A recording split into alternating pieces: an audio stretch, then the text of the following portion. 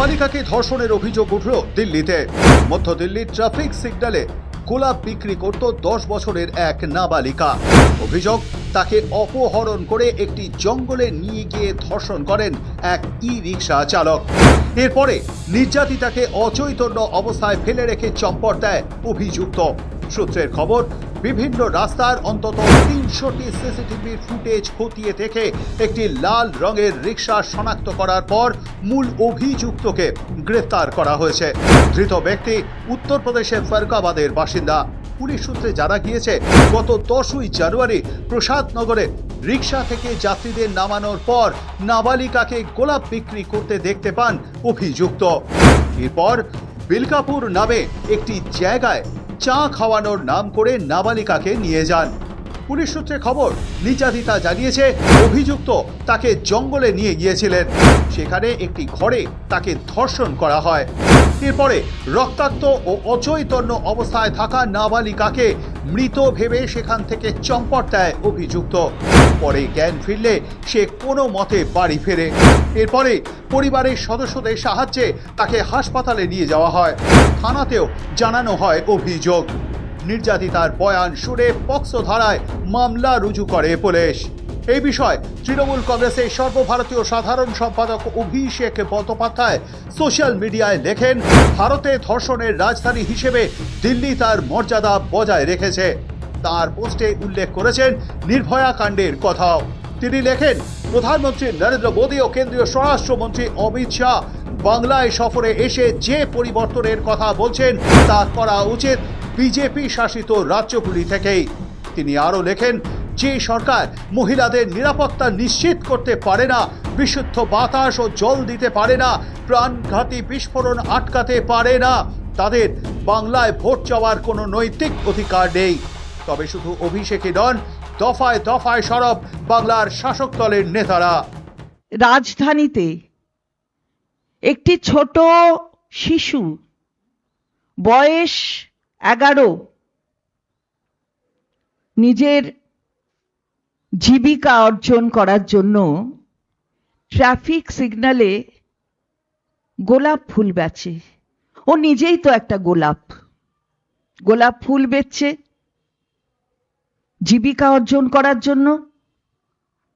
খাবার চাই, বাঁচতে চাই, ঠিক সেই সময় প্রলুব্ধ করা, ধরে নিয়ে যাওয়া, ধর্ষণ করা আমাদের রাষ্ট্রের রাজধানীতে।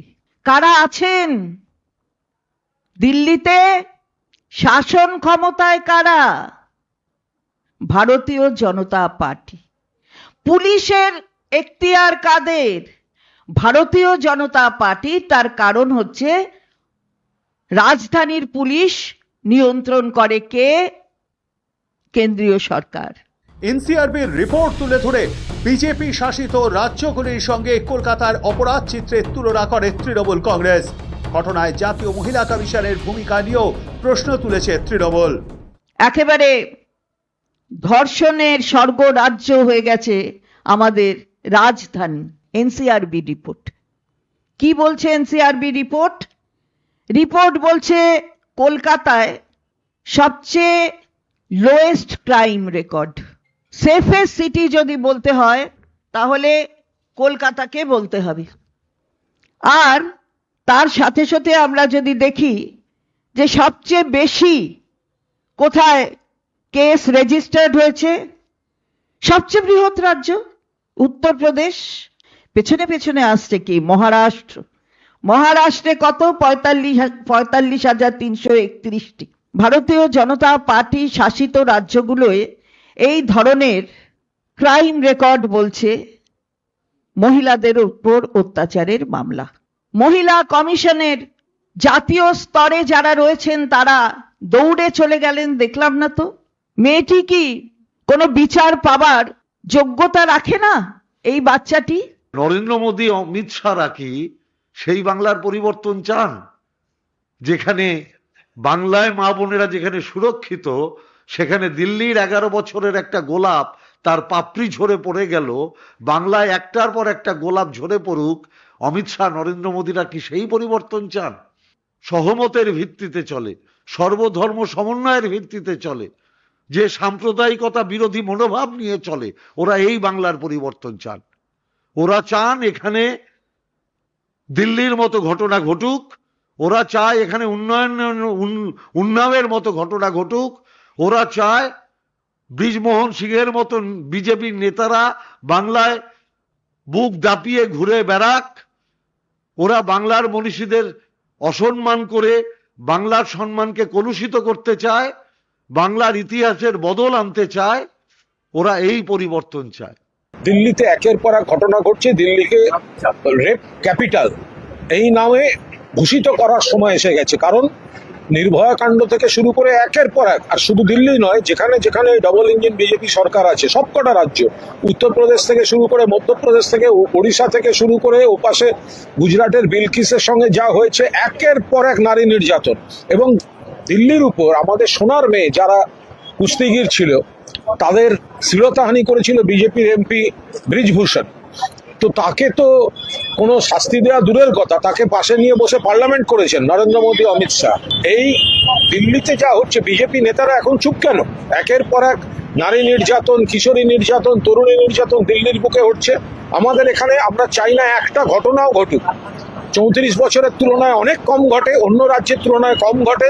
24 ঘন্টার মধ্যে পুলিশ অ্যারেস্ট করে। গত কয়েক মাসে এরকম বিচ্ছিন্ন কিছু ঘটনায় 50-60 দিনের মধ্যে তদন্ত শেষ করে, বিচার শেষ করে, সাজা, কার ফাঁসির সাজা, কার যাবজ্জীবন সাজা, এগুলো আদায় করে এনেছে রাজ্য পুলিশ। পুলিশ জানিয়েছে নির্যাতিতা গভীর মানসিক ধাক্কার মধ্যে রয়েছে, স্পষ্টভাবে এখনো সবকিছু বলতে পারছে না।